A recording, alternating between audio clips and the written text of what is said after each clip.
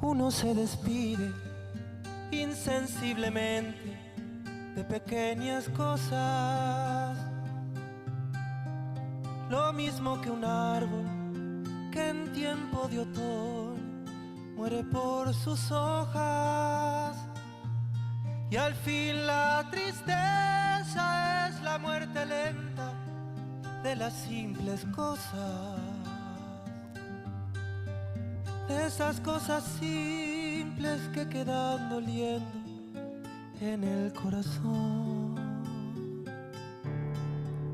Uno vuelve siempre a los viejos sitios en que amó la vida, y entonces comprende cómo están de ausente las cosas queridas.